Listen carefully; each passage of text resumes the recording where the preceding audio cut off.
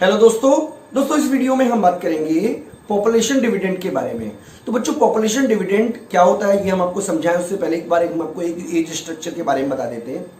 तो बच्चों, अगर हम एज स्ट्रक्चर की बात करें तो जो टोटल एज है यानी कि 0 से लेकर 100 साल तक हम मान रहे हैं, उसको हम 3 हिस्सों में डिवाइड कर रहे हैं।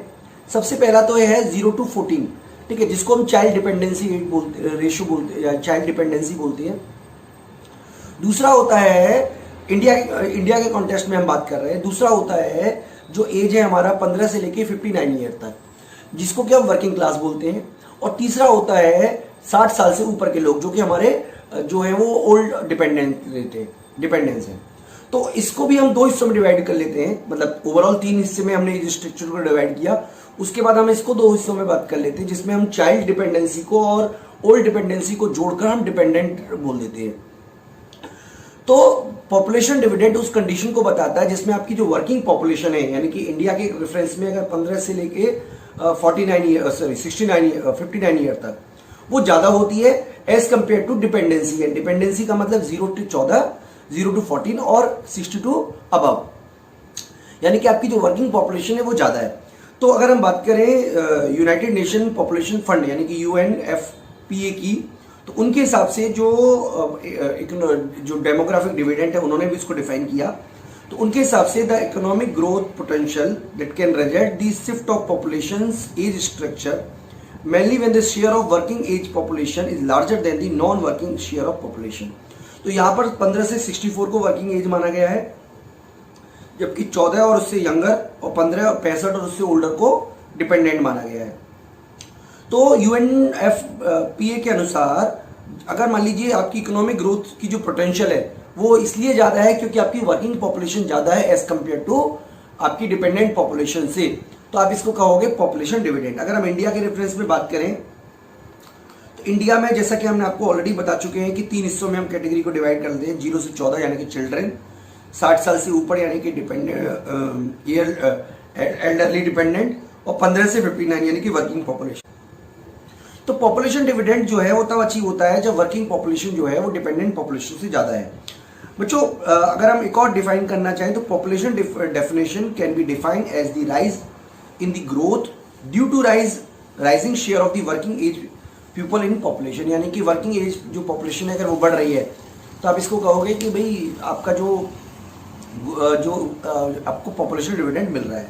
पॉपुलेशन डिविडेंड जो है वो हमारे डिपेंडेंसी रेट से इन्वर्सली रिलेटेड है, यानी कि अगर डिपेंडेंसी रेशियो ज्यादा होगा तो जो पॉपुलेशन डिविडेंड है वो कम होगा, और डिपेंडेंसी रेशियो कम होगा तो पॉपुलेशन डिविडेंड ज्यादा होगा। तो डिपेंडेंसी रेशियो कैसे निकालते हैं, आप किसी टोटल जो डिपेंडेंट है यानी कि 14 साल से कम प्लस कर देंगे 60 साल से ऊपर के लोगों को, और टोटल डिवाइड कर देंगे जो हमारी वर्किंग पॉपुलेशन है। तो जैसा कि आप फार्मूला देख भी पा रहे होंगे, इस फार्मूले का यूज करके हम डिपेंडेंसी रेशियो निकालते हैं। तो बच्चों देखिए, अगर हम बात करें डिपेंडेंसी की तो जो डिपेंडेंट पॉपुलेशन है वो क्या करती है, अगर डिपेंडेंट पॉपुलेशन ज़्यादा होगी तो इससे क्या होगा कि आपका जो पॉपुलेशन डिविडेंड है वो कम होगा, और डिपेंडेंट पॉपुलेशन कम होगी तो जो पॉपुलेशन डिविडेंड है वो ज़्यादा होगा। ये हम ऑलरेडी आप बच्चों को बता चुके हैं। क्योंकि अगर मान लीजिए डिपेंडेंट पॉपुलेशन कम होती है तो इससे क्या होगा कि आपके पास जॉब की नई अपॉर्चुनिटी मिलेगी, प्रोडक्शन बढ़ेगा, नेशनल इनकम बढ़ेगी। ठीक है, अगर हम इंडिया की ही बात करें तो देखिए, जैसे कि आप देखिए यहाँ पर हमने 3 पॉपुलेशन पिरामिड बना रखे हैं, जैसा कि आप देख भी पा रहे होंगे।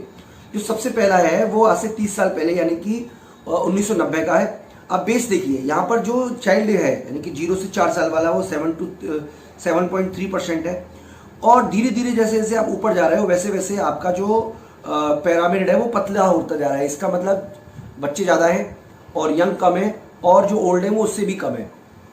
लेकिन अगर हम बात करें जो बीच में है जो कि 2020 का है, उसमें आप देखिए नीचे से ये घट रहा है, यानी कि आप देख पा रहे होंगे पॉपुलेशन डिविडेंड के ऊपर ही हम बात कर रहे हैं, सॉरी पॉपुलेशन जो पिरामिड है उसकी बात कर रहे हैं।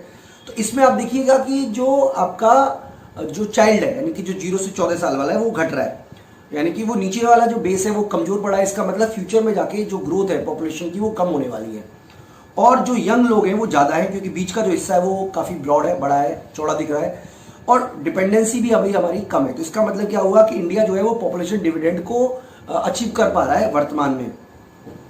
अगर हम बात करें आज से 30 साल बाद की यानी कि 2050 की, तो आप देखिएगा कि आपका जो डिपेंडेंसी रेशियो है वो काफी ऊंचा चला गया है, यानी कि जो सबसे जो ब्रॉड दिख रहा है वो आपको बाद में दिख रहा है, जो एज काफ़ी लेट आएगी। तो इस तरीके से बच्चों हम तीनों ही पिरामिड के थ्रू हम ये कह सकते हैं कि जो इंडिया का जो पॉपुलेशन है, मतलब आप एक तरीके से पॉपुलेशन पिरामिड है, वो हमें ये बताने की कोशिश कर रहा है कि वर्तमान में जो इंडिया है वो उसमें जो डिपेंडेंसी रेशियो है वो काफ़ी कम है और वर्किंग क्लास जो है वो हमारी ज़्यादा है।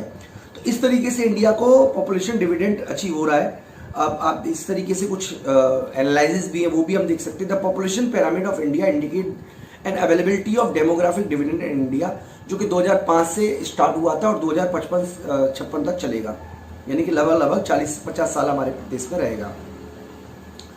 तो इकोनॉमिक सर्वे कहता है कि जो इंडिया में जो पॉपुलेशन डिविडेंड का जो पीक आएगा वो 49 2041 में आएगा, जिसमें इंडिया की जो पॉपुलेशन है वो 59% हो जाएगी, यानी कि जो यहाँ पे केवल जो पॉपुलेशन है वो 20 to 59 की बात की जा रही है। ठीक है, ये आप याद रखिएगा।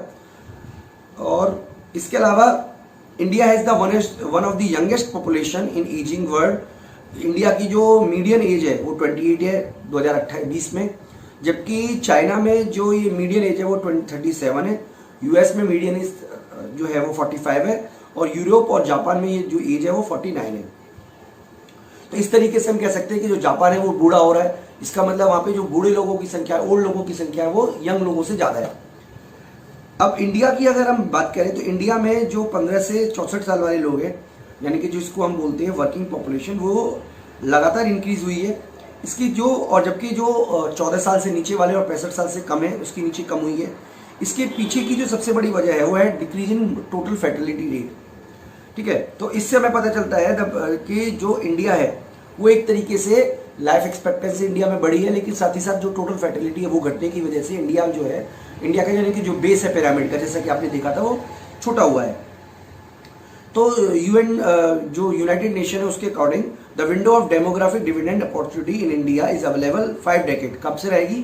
2005-2006 से लेकर 2055-56 तक रहेगी, जो कि बाकी के देशों के मुकाबले काफ़ी लंबे समय तक पॉपुलेशन डिविडेंड का इंडिया फायदा उठा पाएगा। The demographic dividend window is available different state and different time, यानी कि अलग अलग स्टेट में ये अलग अलग समय पर रहेगा। ठीक है, तो ये भी हमें समझना है कि पॉपुलेशन डिविडेंड जो है वो हमेशा रहने वाला नहीं है। तो बच्चों, इस वीडियो में हम आपको इतना ही करा रहे हैं पॉपुलेशन डिविडेंड के बारे में। अगली वीडियो में हम आपको बताएंगे कि क्या क्या पॉपुलेशन डिविडेंड के फायदे हैं, क्या क्या इसके नुकसान है, यानी कि क्या क्या हमारे फेलियर रहे हैं, उसके बारे में डिस्कस करेंगे कि क्यों हम अपने पॉपुलेशन डिविडेंड का सही से फायदा नहीं उठा पाए। और साथ ही साथ बच्चों हम डिस्कस करेंगे कि क्या हमें करना चाहिए, वो हम सारा का सारा अगली वीडियो में करेंगे। इस वीडियो में बच्चों हम इतना ही करा रहे हैं। मुझे उम्मीद है कि आपको जो पॉपुलेशन डिविडेंड है वो कंसेप्ट समझ में आ गया होगा। इस वीडियो में इतना ही।